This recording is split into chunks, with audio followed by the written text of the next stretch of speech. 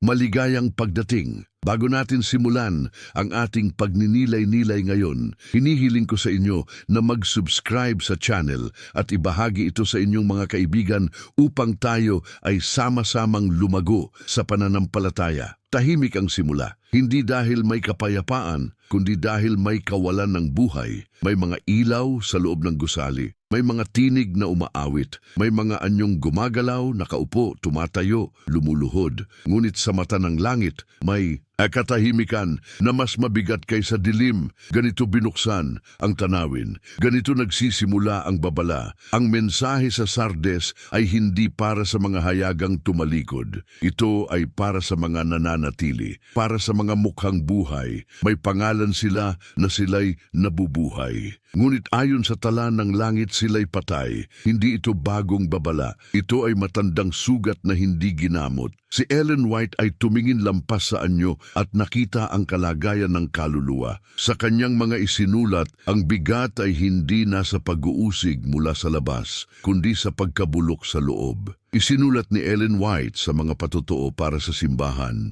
ang muling pagkabuhay ng tunay na kabanalan sa ating piling ang pinakamalaki at pinakamaapura sa lahat ng ating pangangailangan. Hindi ito sigaw ng galit, ito ay buntong hininga ng langit. Ang kawalan ng buhay espiritual ay hindi laging marahas. Madalas ito'y marahan, unti-unti. Halos hindi napapansin. May mga panalangin ngunit walang luha. May mga sermon ngunit walang pagyanig. May kaalaman ngunit walang pagbabago. Ito ang kalagayan ng Sardes. Ito ang kalagayan ng marami. Hindi sinabi ng babala na wala silang gawa. Sinabi nitong ang kanilang mga gawa ay hindi ganap sa harap ng Diyos. Siya ay tumingin at nakita niya ang agwat sa pagitan ng anyo at katotohanan. Sa ang dakilang kontrobersya, itinuro ni Ellen White na ang malaking labanan ay laging umiikot sa puso ng tao kung ito ba'y gising o natutulog. Ang espiritual na kamatayan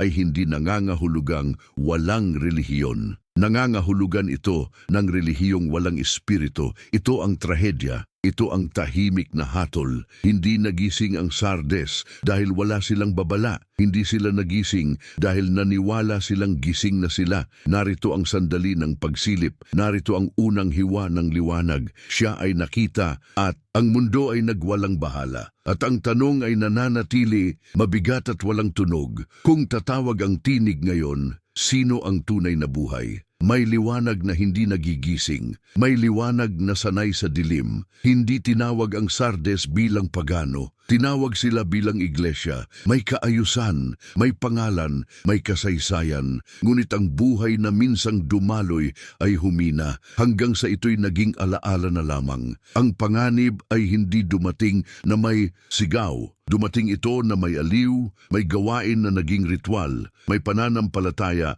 na naging anyo. Sa gitna ng katahimikang ito, iniangat ang tabing. Si Ellen White ay hindi nagbigay ng papuri sa ganitong kalagayan. Hindi rin siya nagbigay ng aliw na walang sugat. Ang kanyang mga salita ay tuwid, mabigat at tapat. Isinulat ni Ellen White sa mga patotoo para sa simbahan. Mas marami tayong dapat katakutan mula sa loob kaysa sa labas. Hindi kaaway ang unang problema, hindi pag-uusig, hindi mundo. Ang panganib ay ang pagkakontento, ang paniniwalang sapat na ang nakaraan, ang pag-aakalang ang pangalan ay katumbas ng buhay. Ganito namatay ang Sardes habang nakatayo. Ganito natutulog ang budhi habang gumagalaw ang katawan. Ang espiritu ay hindi umalis ng biglaan. Unti-unti siyang ipinagpalit sa kasanayan, sa reputasyon, sa katahimikan na hindi na tinatanong. May babala, ngunit hindi yung pinakinggan. May liwanag, ngunit hindi hinanap. Ang tinig ay nagsalita, magpuyat ka. Ngunit sino ang magigising kung ang panaginip ay tinatawag na pananampalataya? Sa mga napiling mensahe, ipinaalala ni Ellen White na ang panlabas na kabanalan ay maaring manatili kahit patay na ang panloob na buhay. Ito ang kabalintunaan. Ito ang sugat ng Sardes. Hindi nila tinanggihan ang Diyos. Pinalitan lamang siya ng anyo ng kabanalan. At sa tala ng langit, ito ay kamatayan. hindi dahil sa kakulangan ng liwanag, kundi dahil sa pagtanggi na magising. Siya ay nakita ang pagbagsak bago ito nakita ng tao, at ang babala ay iniukit sa mga salita na hindi kumukupas. Ang tanong ay muling bumabalik, mas mabigat ngayon. Ang takot ba natin ay nasa labas o sa katahimikan sa loob? May sandali ng pagkatok, hindi marahas, hindi maingay. Isang tawag na maaaring balewalain. Ganito kumilos ang langit sa Sardes. Hindi agad hinatulan, hindi agad isinara ang talaan. May paanyaya pang ibinigay. Ang babala ay may kasamang awa. Ang tinig ay hindi nagsabing wala ng pag-asa. Ang tinig ay nagsabing gumising ka. May natira, kaunti, hindi marami, ngunit buhay. Sa gitna ng pangkalahatang pamamanhid, may ilang hindi dumungis ng kanilang kasuotan. Hindi sila bantog, hindi sila malakas ang tinig, ngunit sila'y kilala ng langit. Sa ang dakilang kontrobersiya isinulat ni Ellen White, ang Panginoon ay may mga tapat na lingkod na sa panahon ng pagyanig at pagsubok ay ihahayag upang makita. Hindi nakikita agad ang tapat. Hindi sila umaangat sa anyo. Sila'y nananatili sa liwanag kahit walang papuri. Ang Sardes ay hindi ganap na patay, ngunit ang buhay ay nasa bingit. Ang pinakamapanganib na sandali ay hindi ang ganap na pagkahulog. Ito ay ang paniniwalang may oras pa, habang ang oras ay umuubos. Ang paanyaya ay malinaw, alalahanin, ingatan, magsisi. Hindi ito panawagan sa emosyon, ito ay panawagan sa alaala. Ano ang natanggap? Ano ang narinig? Ano ang una mong nakita bago naging karaniwan ang liwanag? Ang alaala ay sandata laban sa espiritual na kamatayan. Si Ellen White ay madalas magbalik sa simula, hindi upang romantisahin, kundi upang itama ang landas. Sa mga naunang aklat, ang diin ay laging nasa paggising ng konsensya bago tuluyang sumapit ang dilim. Ang awa ay kumakatok,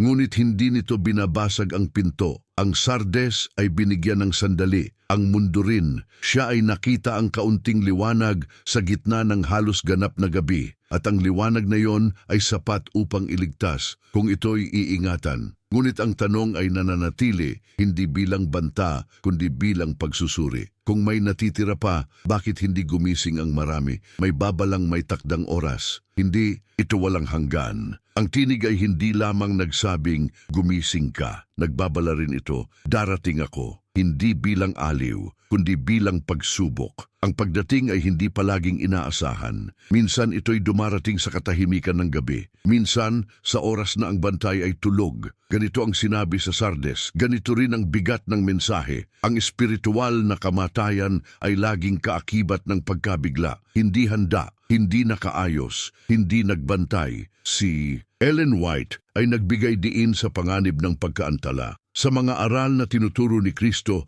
isinulat niya, matagal na ang pagkaantala, ngunit malapit na ang oras. Ang pagkaantala ay hindi pahintulot upang matulog. Ito ay awa upang maghanda. Ngunit sa Sardes, ang awa ay inakalang katiyakan. Ang babala ay tinuring na malayo. Ang bukas ay inakalang sigurado. Ito ang panlilinlang ng espiritual na kamatayan. Hindi nito tinatanggal ang paniniwala. Inilalayo lamang nito ang pagkaapurahan. May mga damit na kailangang panatilihing malinis. May pangalan na maaaring mabura o manatili. Hindi lahat ay pareho ang wakas. May mga maglalakad na kasama niya sapagkat sila'y karapat-dapat. Hindi dahil sila'y perpekto, kundi dahil sila'y gising. Ang babala ay hindi pantay-pantay. Ito ay personal. Ito ay tiyak. Ang pagdating na parang magnanakaw ay para lamang sa mga natutulog, para sa mga gising. Ito'y katuparan. Siya ay nakita ang oras na hindi binigyang halaga, ang sandaling ipinagpaliban. Ang babalang hindi sineryoso. At ang tanong ay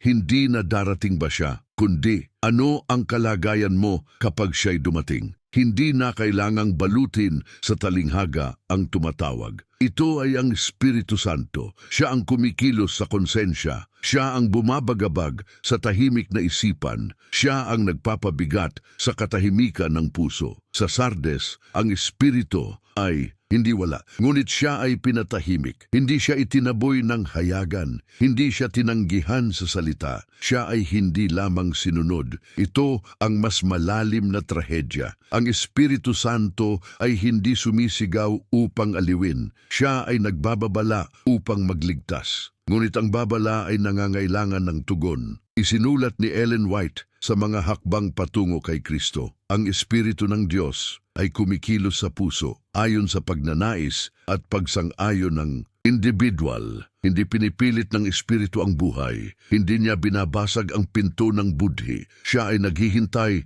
ng pahintulot. At dito bumagsak ang Sardes. May relihiyon, ngunit walang pagsuko. May kaalaman, ngunit walang pagsunod. May gawain, ngunit walang pakikipaglakad sa Espiritu. Ang Espiritu Santo ang nagbibigay buhay sa iglesia. Kung siya ay pinalitan ng sistema, ang katawan ay nananatili, ngunit ang buhay ay nawawala. Ito ang kahulugan ng espiritual na kamatayan. Hindi kawalan ng doktrina, kundi kawalan ng presensya. Si Ellen White ay malinaw sa panganib na ito. Sa mga patotoo para sa simbahan, kanyang isinulat, kung wala ang Espiritu ng Diyos, ang kaalaman sa kanyang salita ay walang saysay. Ang salita ay naroon, ngunit walang kapangyarihan. Ang Espiritu ang nagbibigay ng liwanag sa salita. Ang Espiritu ang nagpapagalaw sa katotohanan. Kung siya ay nilalabanan, ang liwanag ay nagiging karaniwan at pagkatapos ay nawawala. Ang Sardes ay hindi nagising dahil hindi nila kinilala ang Espiritong bumabagabag sa kanila. Siya ay nakita ang paglaban na hindi lantad, ang pagtanggi na may ngiti, ang pagsasara ng puso na may awit. At ang tanong ay nagiging mas malinaw ngayon, walang takip, walang paligoy. Kapag ang Espiritu Santo ang tumatawag, sino ang handang sumunod? Ang Espiritu Santo ang nagbabantay sa hangganan ng buhay at kamatayan. Hindi siya tagamasid lamang. Siya ang huling saksi bago tuluyang manahimik ang konsensya. Sa Sardes, ang Espiritu ay patuloy na kumikilos, ngunit ang tugon ay naging mabagal, at ang kabagalan ay naging pagtutol. Hindi agad namamatay ang espiritual na buhay. Ito ay humihina sa tuwing ang liwanag ay ipinagpapaliban. Ang Espiritu Santo ay nagsasalita sa pamamagitan ng katotohanan, sa pamamagitan ng paalala, sa pamamagitan ng pagkabagabag na hindi maipaliwanag. Ngunit kapag ang pagkabagabag ay palaging isinasantabi, ang pakiramdam ay numinipis, hanggang sa ito'y halos hindi na maramdaman. Ito ang yugto na kinatakutan ni Ellen White. Mga patotoo para sa simbahan, malinaw ang kanyang babala. Mapanganib na bagay ang labanan ang Espiritu ng Diyos. Hindi ito banta, ito ay paglalarawan ng bunga. Ang paglaban sa Espiritu ay hindi laging lantad. Madalas ito'y tahimik. Isang mamaya na, isang hindi pa ngayon. Isang alam ko na yan. At sa bawat pagkaantala may bahaging namamatay. Ang Sardes ay hindi pinutulan ng liwanag. Sila ang unti-unting pumikit. Ang Espiritu Santo ay hindi umaalis ng walang babala. Ngunit dumarating ang sandali na ang kanyang tinig ay hindi na nakikilala. Hindi dahil siya'y tumahimik, kundi dahil ang pandinig ay nawala. Ito ang hatol na hindi agad napapansin. Sa mga kaganapan sa huling araw, ipinakita ni Ellen White na ang huling panganib ng iglesia ay hindi kawalan ng mensahe, kundi kawalan ng pagtugon. May mensahe, may liwanag, ngunit walang agarang pagsunod. At dito nagiging malinaw ang kalagayan ng Sardes. Mukhang buhay, ngunit hiwalay sa pinagmumulan ng buhay. Siya ay nakita ang sandaling iyon, ang sandaling ang Espiritu ay patuloy pang kumakatok, ngunit ang puso ay natutong hindi na tumugon. At ang tanong ay nagiging mas mabigat, mas tahimik, mas personal. Hanggang kailan maaaring ipagpaliban ang Espiritu Santo bago tuluyang mawala ang kakayahang makinig? May sandaling dumarating na ang budhi ay hindi na sumasagot. Hindi dahil wala ng liwanag, kundi dahil ang liwanag ay matagal nang hindi pinansin. Ito ang maselang yugto. Ito ang tahimik na pagkakabukod. Ang Espiritu Santo ay patuloy na naglilingkod. Ngunit ang kanyang gawain ay hindi mekanikal. Ito ay relasyon. Ito ay pakikipag-ugnayan sa isang pusong handang makinig. Kapag ang pakikipag-ugnayang ito ay napuputol, nananatili ang anyo, ngunit nawawala ang buhay. Ang Sardes ay hindi nawalan ng doktrina, hindi nawalan ng gawain, hindi nawalan ng pangalan, ngunit nawalan sila ng sensibilidad.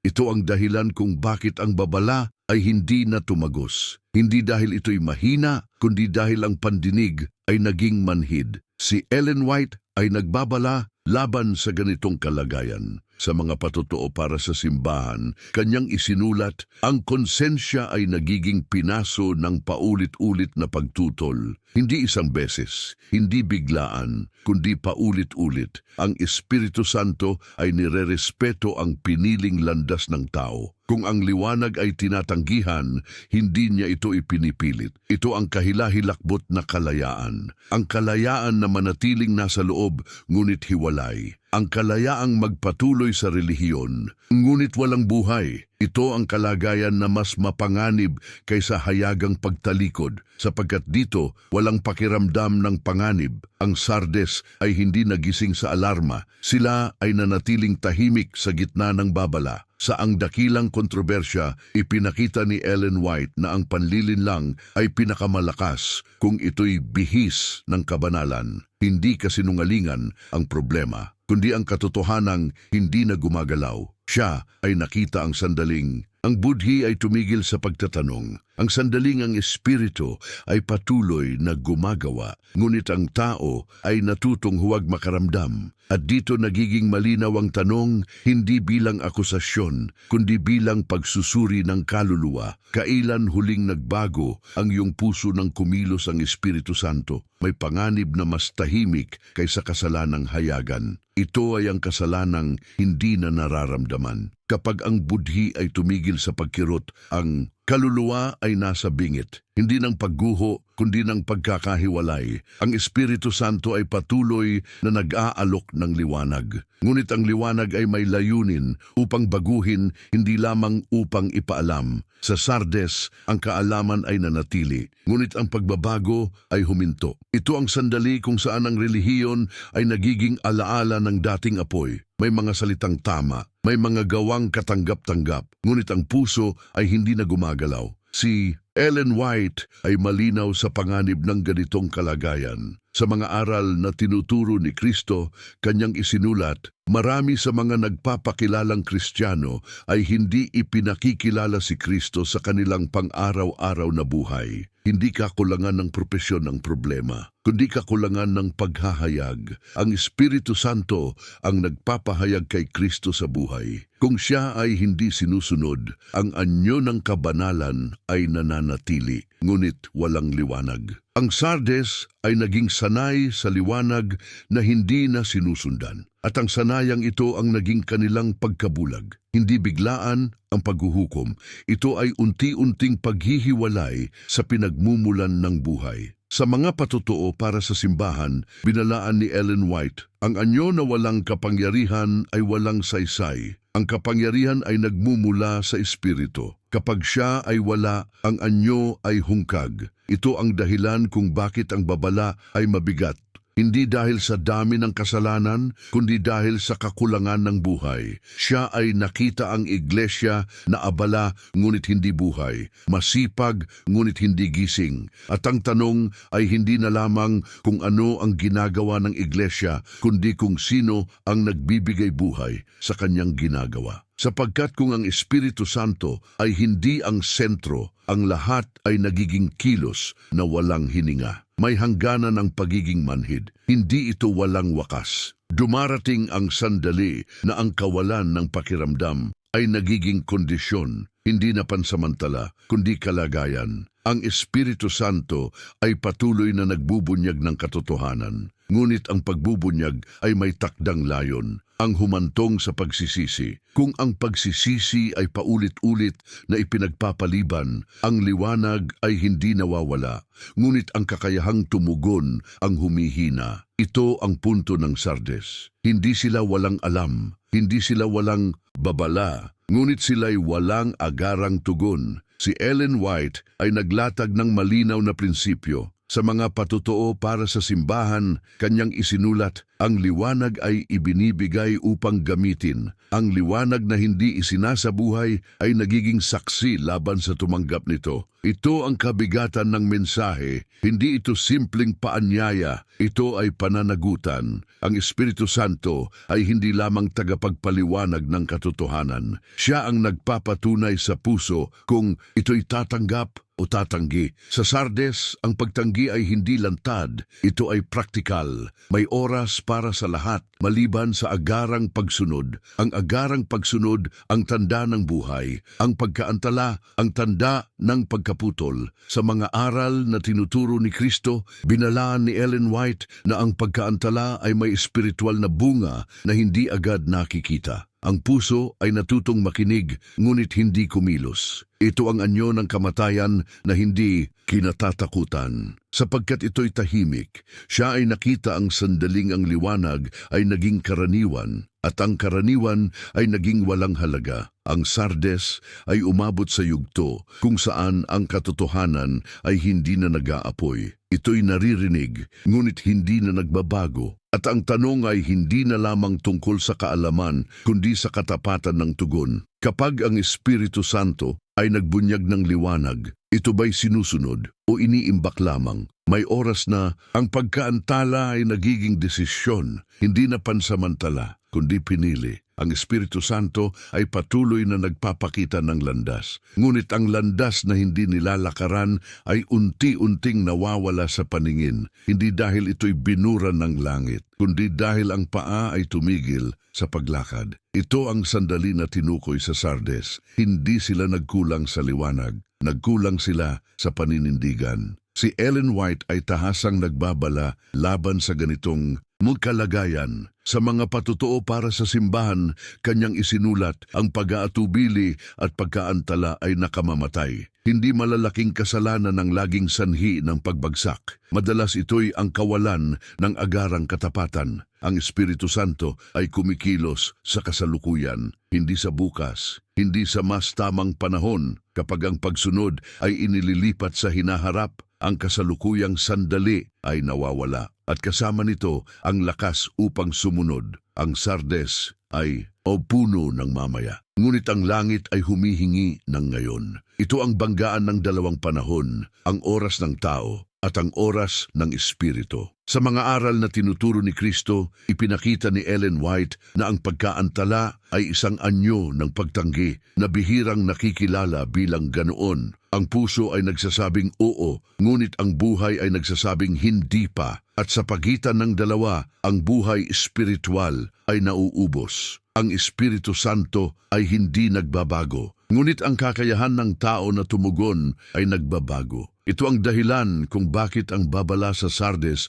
ay may bigat ng wakas. Hindi dahil sa kakulangan ng awa, kundi dahil sa paulit-ulit na pagkaantala. Siya ay nakita ang sandaling ang desisyon ay hindi na ginagawa. Ang sandaling ang hindi pagpili ay naging pagpili. At ang tanong ay nagiging matalim, tahimik at hindi na maiiwasan. Ilang ulit pa, maaring ipagpaliban ang pagsunod bago ang pagkaantala ay maging wakas. May sandaling ang Espiritu Santo ay patuloy pang naroroon, ngunit ang kanyang gawain ay hindi na kinikilala. Hindi dahil siya ay huminto, kundi dahil ang tao ay nasanay sa kanyang presensya ng walang pagsunod. Ito ang maselang hangganan, ang yugto kung saan ang biyaya ay hindi tinatanggihan, ngunit hindi rin tinatanggap. Sa Sardes, ang Espiritu Santo ay hindi pinalayas. Siya ay inilagay sa gilid. May espasyo para sa kanyang impluensya, ngunit hindi sa kanyang pamumuno. Ito ang pagkakaiba ng pagkilala at pagsuko. Si Ellen White ay malinaw sa panganib ng ganitong kalagayan. Mga patutuo para sa simbahan,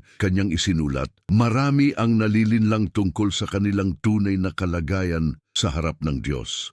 Ang panlilinlang na ito ay hindi nagmumula sa labas. Ito ay nagmumula sa loob. Ang pakiramdam ng katiwasayan na walang pagsisiyasat, ang kapayapaang hindi dumaan sa pagbabago. Ang Espiritu Santo ay gumagawa upang ilantad ang tunay na kalagayan ng puso. Ngunit kapag ang liwanag na naglalantad ay hindi tinatanggap, ang ilusyon ang nananatili. Ito ang dahilan kung bakit ang Sardes ay tinawag na buhay, ngunit hinatulang patay. Ang panlabas ay maayos, ang panloob ay hindi sinusuri. Sa ang dakilang kontrobersya, ipinakita ni Ellen White na ang huling panlilinlang ay magiging napakapaniwala dahil ito'y halos katulad ng katotohanan. Hindi kasinungalingan ang ipinakita sa Sardes, kundi kalahating katotohanan. Ang Espiritu Santo ay hindi nasisiyahan sa bahagi lamang. Siya ay hindi tagapuno ng bakanting espasyo. Siya ang dapat mamuno. Ngunit sa Sardes, ang pamumuno ay ipinagpaliban at ang pagkaantala ay naging normal. Siya ay nakita ang iglesia na panatag,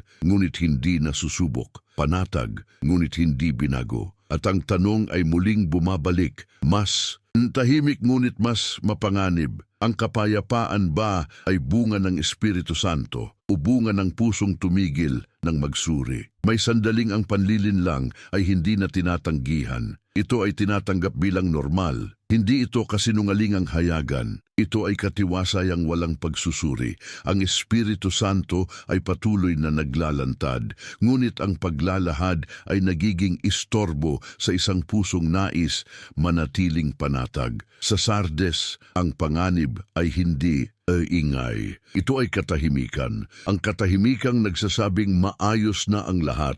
Ang katahimikang hindi na nagtatanong. Si Ellen White ay nagbabala laban sa ganitong uri ng kapanatagan. Sa mga patotoo para sa simbahan, kanyang isinulat, pinapatulog sila ni Satanas, hindi sa pamamagitan ng takot, kundi sa pamamagitan ng kapanatagan. Kapag ang kaluluwa ay natulog, ang babala ay naririnig, ngunit hindi inuunawa. Ang Espiritu Santo ay hindi nagkukulang sa liwanag. Ang kakulangan ay nasa pagtanggap. Ang Sardes ay nakinig, ngunit hindi nagbago. Ito ang tanda ng espiritual na pagkakatulog. May pakikinig na walang pagsunod. May kaalaman na walang pagkatakot sa Diyos. Sa ang dakilang kontrobersya, ipinakita ni Ellen White na ang pinakamatagumpay na panlilinlang ay yaong hindi kinikilala bilang panganib. Hindi dahil ito'y bago, kundi dahil ito'y pamilyar. Ang pamilyar na katotohanan ay nawawalan ng talim. Ang madalas marinig ay nagiging magaan at sa prosesong ito, ang budhi ay natatakpan ng aliw. Ang Espiritu Santo ay patuloy na tumatawag sa paggising, hindi sa pamamagitan ng gulat, kundi sa pamamagitan ng liwanag. Ngunit ang liwanag ay kailangan ng bukas na mata. Siya ay nakita ang iglesia na kampante, na may mga sagot, ngunit walang pag-iyak. At ang tanong ay nananatili, hindi bilang paratang, kundi bilang pagsusuri. Ang kapayapaan ba ay bunga ng katotohanan o bunga ng pagtulog sa liwanag? May sandaling ang liwanag ay patuloy pang nariyan, ngunit hindi na ito hinahanap. Hindi dahil wala ng dilim, kundi dahil nasanay ang mata sa anino. Ang Espiritu Santo ay hindi nagkulang sa pagpapakita ng katotohanan, ngunit ang paghahanap ng katotohanan ay huminto. Sa Sardes, ang pananampalataya ay naging pamilyar,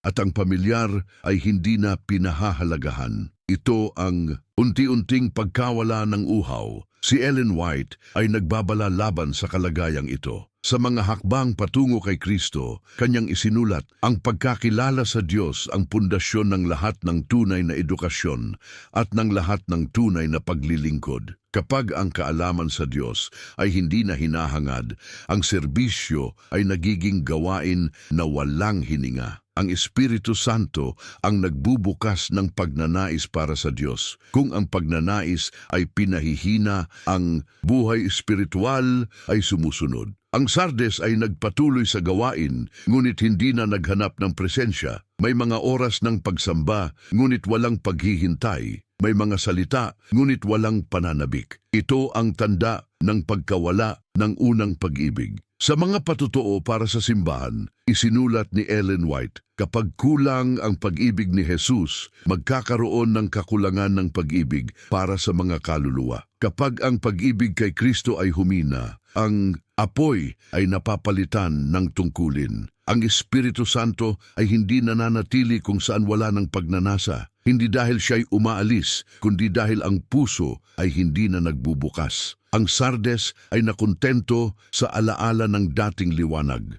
Ngunit ang alaala ay hindi kapalit ng presensya. Siya ay nakita ang iglesia na puno ng kaayusan, ngunit walang paghahanap. May anyo ng kabanalan, ngunit walang pananabik sa Diyos. At ang tanong ay nagiging mas tahimik, ngunit mas malalim. Kailan huling hinanap ng puso ang Diyos? Hindi dahil sa tungkulin, kundi dahil sa uhaw. May sandaling ang relihiyon ay nananatili, ngunit ang buhay ay nawawala. Hindi ito biglaan. Ito ay unti-unti, halos hindi napapansin. Ang Espiritu Santo ay patuloy na kumikilos, ngunit ang pagtugon ay nagiging mabagal. Sa Sardes, ang pangalan ng iglesia ay buhay. Ngunit sa harap ng Diyos, ito ay nanghihina. Ito ang panganib ng panlabas na anyo na walang panloob na apoy. Si Ellen White ay malinaw sa babalang ito. Sa mga aral na tinuturo ni Kristo, kanyang isinulat, kung wala ang Espiritu ng Diyos, ang kaalaman sa kanyang salita ay walang saysay. Kapag ang Espiritu ng Diyos ay hindi na pinapahintulutan na manguna, ang kaalaman ay nagiging impormasyon lamang. May tamang doktrina, ngunit walang pagbabago. May wastong pananalita, ngunit walang pagbabagong buhay. Ang Espiritu Santo ang nagbibigay buhay sa katotohanan.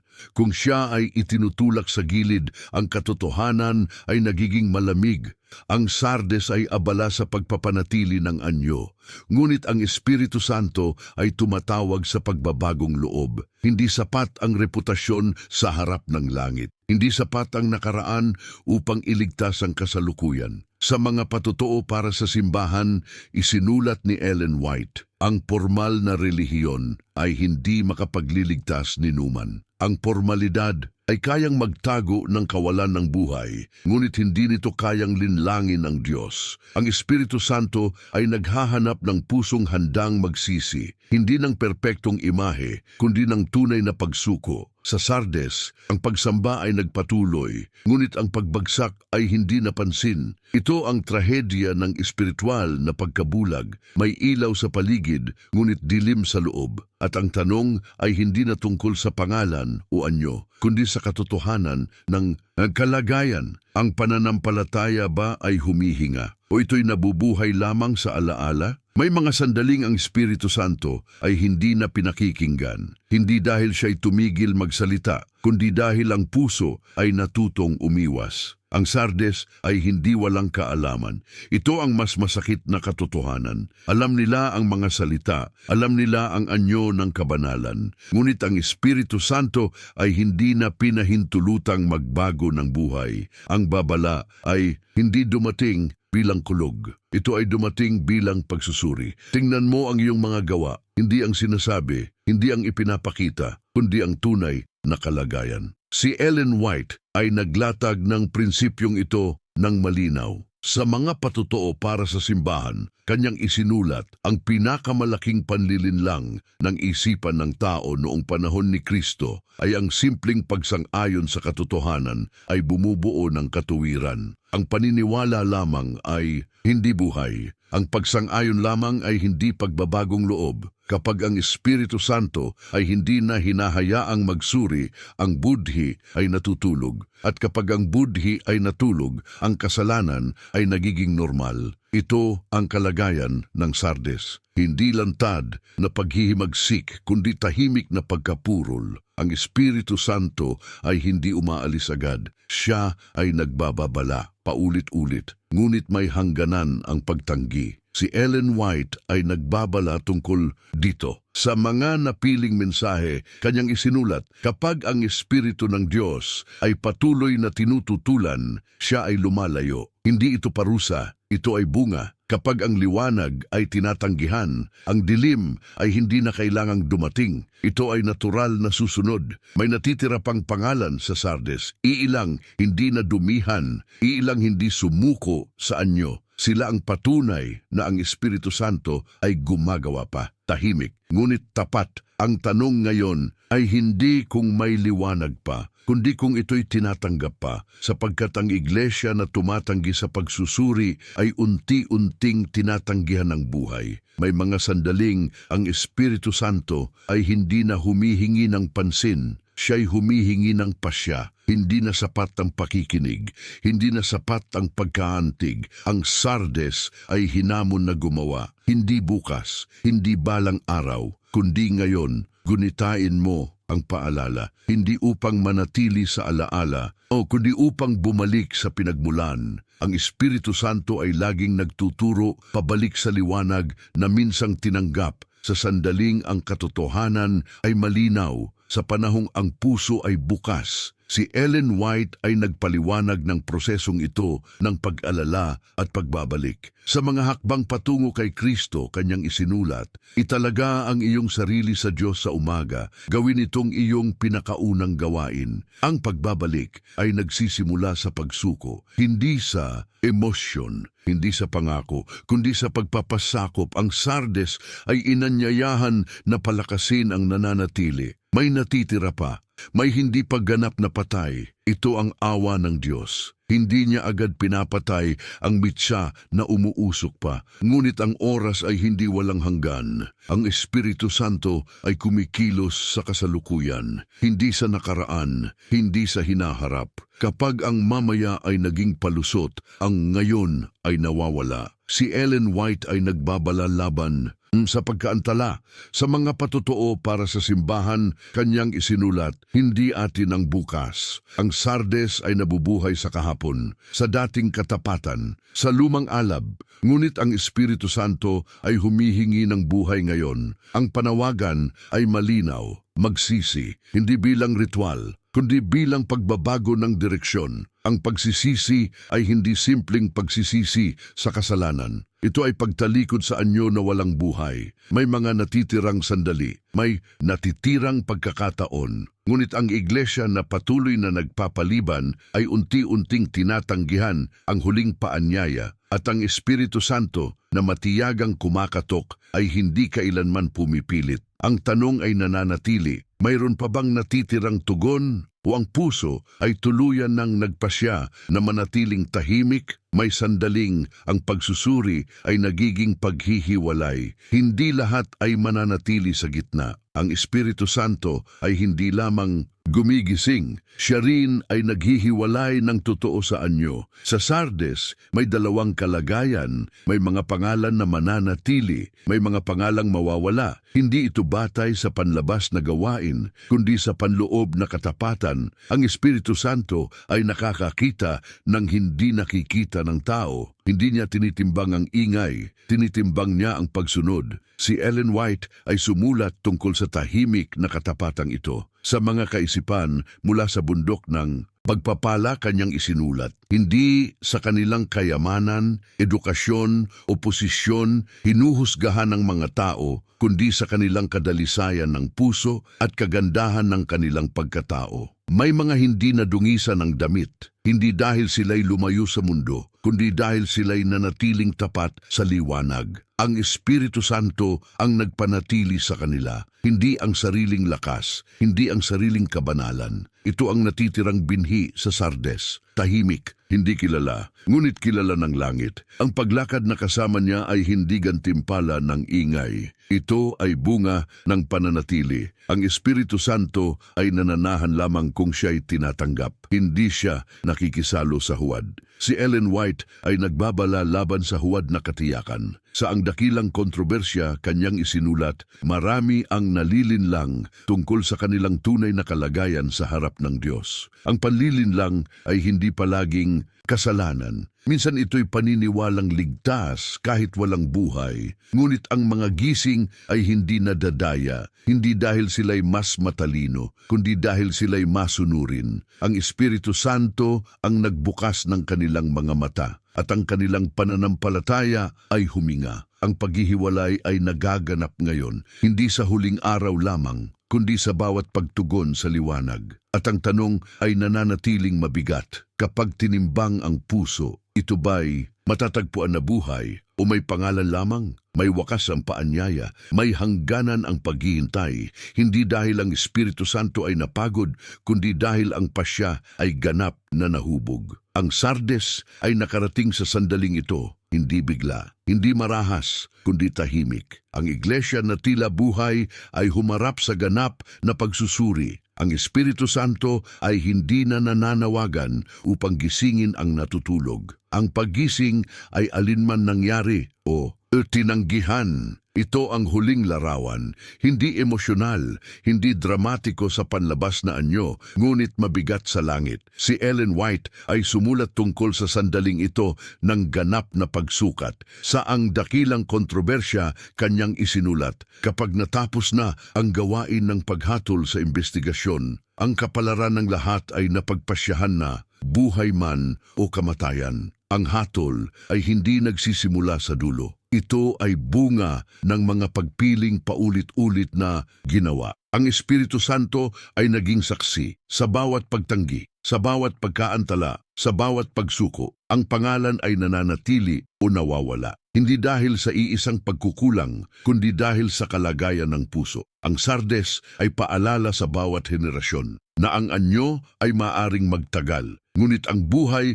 ay hindi nananatili kung walang espiritu. May mga nagising, may mga nagbantay, may mga lumakad na kasama niya. Hindi sila marami, ngunit sila'y matapat. Ang Espiritu Santo ang nag-ingat sa kanilang pananampalataya. Hindi ingay, hindi reputasyon, kundi araw-araw na pagtugon sa liwanag. At ang iba ay nanatiling tahimik, hindi dahil wala ng tawag, kundi dahil wala ng tugon. Ito ang huling bigat ng mensahe sa Sardes, na ang espiritual na kamatayan ay hindi laging lantad. Ngunit ito'y totoo. Siya ay nakita, siya ay nagbabala, siya ay nagsulat, at ang mundo ay inanyayahang magsuri ng sarili. Hindi kung tayo'y kilala bilang buhay, kundi kung tayo'y tunay na humihinga.